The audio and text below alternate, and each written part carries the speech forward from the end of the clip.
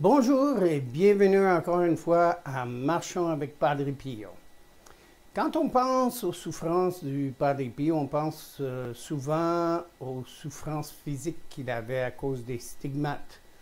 Mais les souffrances spirituelles qu'il avait étaient encore pires. Voici M. Jean Goya qui nous présente ce récit directement d'une lettre du Padre Pio. Et Padre Pio va nous expliquer comment est-ce qu'il souffrait internement. Je vous laisse avec cette présentation par M. Jean Goya, notre directeur. J'espère vous revoir bientôt et n'oubliez pas de partager cette vidéo avec vos amis et votre famille. À bientôt. Chers amis, fidèles du Padre Pio, bonjour, mon nom est Jean Goyard et vous assistez au programme Marchons avec Padre Pio. Chers amis fidèles du Padre Pio, bonjour, mon âme est brisée de douleur. Et c'est une lettre au Père Benedetto de San Marco in Lamis, et elle date du 16 juillet 1917. Mon très cher Père, que Jésus soit toujours la vie de votre cœur, vous soutenant à chaque épreuve, vous transformant en lui-même. Bon, vous voyez d'emblée, combien l'épreuve a un rôle sérieux dans la vie d'un homme pour se rapprocher de Dieu. Dans cette lettre du Padre Pio à son directeur spirituel, eh bien, pas d'eau de rose. C'est la première ligne et il parle d'épreuve. Tout de suite. Et d'union transformante en Dieu. La première étant la condition de la seconde et la seconde étant le but ultime de la vie monastique. Ils se savent donc tous les deux confrontés aux difficultés de cette vie, même monastique.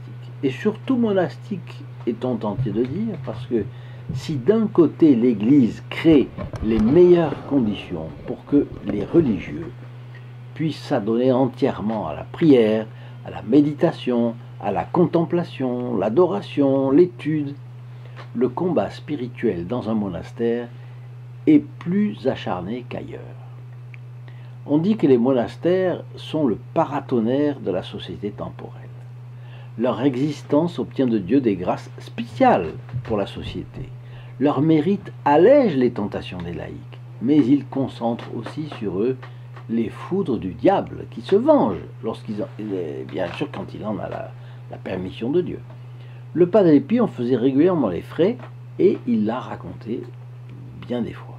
Alors parmi les trois vœux traditionnels du moine, chasteté, pauvreté et obéissance, avez-vous imaginé le martyre continuel que représente l'obéissance? Être pour toujours soumis à la volonté d'autrui.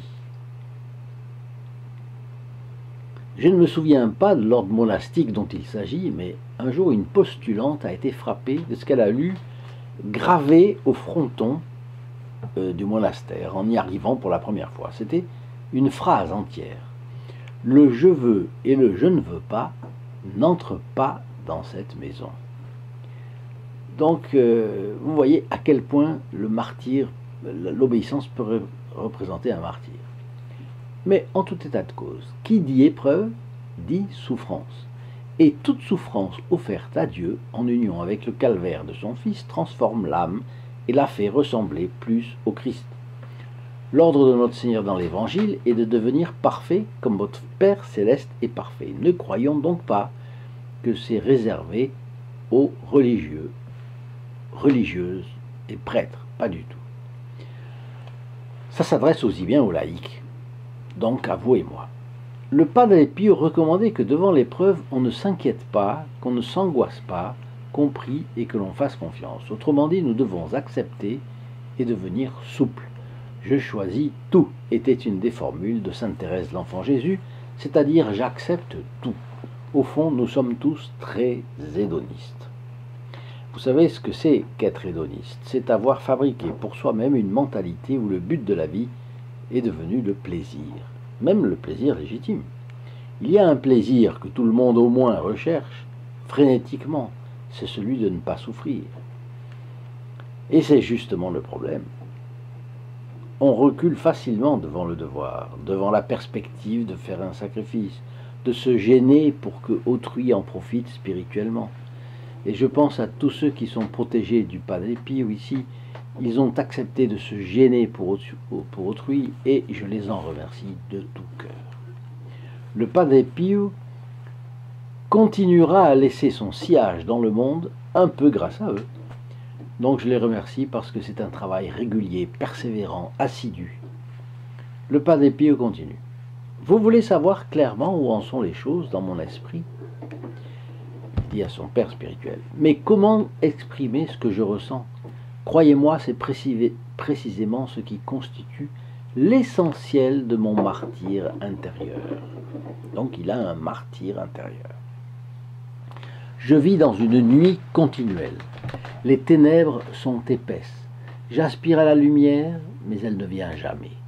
Et si parfois un léger rayon de lumière paraît, ce qui est rare, cela ravive dans mon esprit les désirs les plus désespérés de voir le soleil briller à nouveau. Le Padre Pio est donc soumis à des aspirations spirituelles totalement contradictoires. Il aspire à la lumière, mais s'en trouve privé. Il se trouve environné de ténèbres. Il veut plaire à Dieu en l'aimant, mais il se sent sec. Il sent que son amour est sec. Il croit qu'il n'a plus d'amour. Il a des désirs purs et légitimes de Dieu, mais il désespère parce qu'il se sent au fond de brumes terribles, épaisses. Si vous êtes aux prises avec des difficultés de tous ordres, vous-même qui m'écoutez, pensez que le Padre Pio a eu sa part et que celle-ci a probablement dépassé ce que vous pouvez imaginer. C'est à ce prix que vous vous rapprocherez de Dieu. Vous êtes sous les yeux de Marie, qui vous fait l'honneur de cueillir des fleurs dans votre jardin. Elle vous demande ses sacrifices pour soulager le poids de la croix de son Fils. Alors, Padre Pio continue. Ces désirs sont si forts et si violents qu'ils m'épuisent et me font souffrir par amour de Dieu et que je me trouve sur le point de m'évanouir. Tout cela, je le ressens sans le vouloir et sans faire aucun effort pour l'obtenir. Souvent, cela se produit lorsque je ne suis pas en prière ou lorsque je suis occupé par les activités les plus ordinaires. Je voudrais ne pas ressentir ces choses, car je me rends compte que lorsqu'elles sont très violentes, le physique en souffre. Et j'ai très peur que cela ne résulte pas en un progrès pour moi. Ici, vous le notez, lui qui guide si bien et si sûrement les âmes, eh bien, il est en proie au doute sur lui-même. Et il ne sait pas dans quelle direction combattre. Il a peur de faire fausse route. Bon, d'abord, nul homme n'est bon juge de lui-même. C'est même pour la raison pour laquelle le Padre Pio a besoin, lui aussi, d'un directeur spirituel. Mais ensuite, notre bon Padre Pio a une sensibilité énorme, d'un grand saint, pour tout ce qui touche l'amour de Dieu. Il a un désir immense de correspondre à cet amour que Dieu a pour lui, mais c'est impossible, puisque le Padre Pio a une nature limitée, et que Dieu est infini. Alors il continue. Il me semble que je meurs à chaque instant, et je voudrais mourir pour ne pas sentir le poids de la main de Dieu qui se porte sur mon esprit. Qu'est-ce que c'est ? Comment dois-je me comporter pour sortir de cet état déplorable ? Est-ce Dieu qui travaille en moi, ou est-ce quelqu'un d'autre qui agit en moi ? Dites-moi clairement, comme toujours, et faites-moi savoir ce qui se passe. Il y a aussi des moments où je suis saisi par de violentes tentations contre la foi. Nous voyons ici le bon Padre Pio dans la nuit de la foi. Vous vous souvenez de ce que disait Sainte Thérèse de l'Enfant Jésus ? Elle croyait en ce qu'elle voulait croire parce que spontanément elle ne ressentait rien vis-à-vis des vérités de la foi, de ce qu'elle ressentait auparavant. Alors, le Padre Pio continue. Je suis sûr que la volonté ne s'arrête pas là, mais la fantaisie, la folle du logis, vous voyez, même le Padre Pio était tenté par l'imagination, est tellement enflammée, et la tentation se présente sous des tons si clairs qu'elle vagabonde dans l'esprit et présente le péché comme une chose non seulement indifférente, mais agréable. Ce passage se prête à un examen de conscience pour nous. Parce que nous aussi, nous pouvons discerner la présence du démon lorsque quelque chose de pécamineux nous apparaît comme agréable. Le démon ne peut pas être loin, nous nous mettons donc doublement sur nos gardes. Mais pour le Padre Pio, le péché est pour lui si laid, c'est une offense si directe contre Jésus-Christ, de nature à provoquer tant d'indignation justifiée, qu'il décèle la présence du diable rien qu'au fait que le péché lui apparaît comme une chose indifférente. Il y a tellement de choses qui nous semblent qui nous laissent indifférents aujourd'hui et qui sont des péchés épouvantables. Avez-vous pensé au blasphème? Il y a tous les péchés qu'on voit dans la presse tous les jours. Les profanations d'églises, de cimetières. Là encore, notre Saint Capucin est un modèle, et le suivre sur ce plan-là nous aidera à mettre nos pas dans ses pas. Soyons attentifs à faire connaître sa vie, à faire des sacrifices pour qu'il nous guide de plus en plus. Alors sa lettre continue. Ici se cachent encore toutes les pensées de malaise, de méfiance, de désespoir, et même par charité, mon Père, n'en soyez pas horrifiés, des pensées blasphématoires. Je m'étonne de tant de luttes, je tremble, je me fais violence, et je suis sûr que par la grâce de Dieu, je ne tombe pas. On voit ici autre chose. Ce sont les fantasmagories du démon qui ne laissent pas en repos le Padre Pio. Au début, je vous parlais des tentations terribles dont un religieux peut être l'objet dans la silencieuse paix de son couvent. Apparemment, c'est le calme le plus total. En vérité, cela peut être la lutte spirituelle la plus acharnée. Eh bien, le Padre Pio, là, lutte pied à pied. Il ne cède pas. Il dit que là, grâce à Dieu, il ne tombe pas. Mais il en reste épuisé. Alors, voyez combien notre sort est plus enviable que celui du Padre Pio, dont la lutte allait jusqu'à épuisement de ses forces. Et voyez combien nous pouvons toujours faire mieux. Mettons nos pas dans les pas du Padre Pio. Si vous avez besoin qu'on prie pour vous, par exemple, téléphonez au 08 05 36 08 47. Je vous le signale là. Et même vous pouvez vous signaler pour que la messe du vendredi soit dite pour vous. Voyez, pour vous. À tout cela s'ajoute, le Padre Pio continue, à tout cela s'ajoute le sombre tableau de la vie passée, dans lequel on ne voit que ses propres misères et son ingratitude envers Dieu. Je sens mon âme déchirée par la douleur et une confusion extrêmement envahie. Je me sens alors soumis à un étau qui me presse, comme si tous les os étaient écrasés et séparés les uns des autres. Et cette affaire, cette œuvre si dure, je le ressens non seulement dans la partie la plus reculée de mon esprit, mais aussi dans le corps, et même ici, je suis saisi par une forte crainte, que peut-être ce n'est pas Dieu qui est l'auteur de cet étrange phénomène. Car, si c'était lui, comment s'expliquerait la perturbation physique? Je ne sais pas si cela est possible. Alors on sent le Padre Pio en doute sur la question de savoir si le démon ne fait pas plus que de le tenter. Le démon n'est-il pas rentré en lui certaines fois, au moins? Et il est inquiet. Et c'est de ça qu'il s'ouvre à son directeur spirituel. Le doute que j'ai, reprend-il, le doute que j'ai tout le temps et qui me hante, c'est donc de ne pas savoir si cela plaît à Dieu ou pas.